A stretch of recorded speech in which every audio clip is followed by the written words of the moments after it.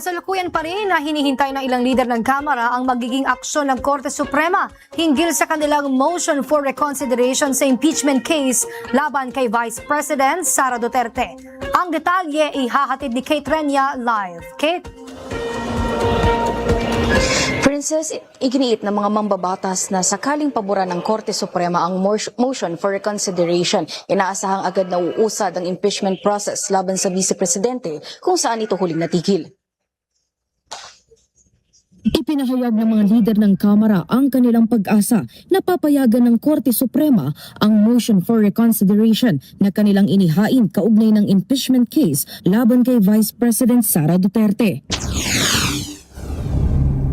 With regard to the motion for reconsideration, nasa Supreme Court pa po and we're waiting for the Supreme Court action on that.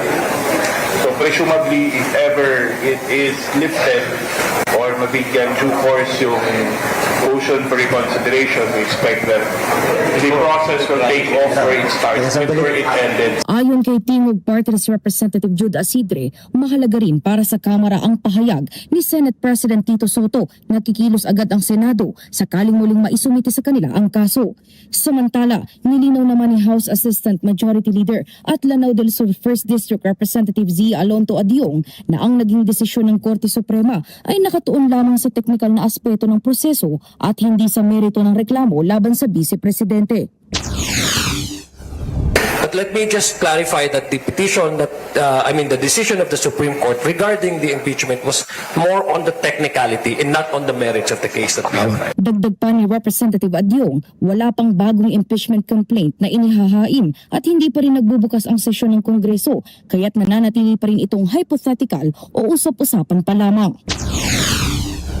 But what I can guarantee to you, tama nga, it's if you ask me kasi this all hypothetical questions because number one, hindi pa nagko-convene ng Kongreso, hindi pa nagre-resume ang Kongreso at hindi pa napag-usapan ito and there's no impeachment filed pa. So all of these are hypothetical. Tiniyak naman ng ilang lider ng Kamara na susunod sila sa anumang magiging pinal na desisyon ng Korte Suprema.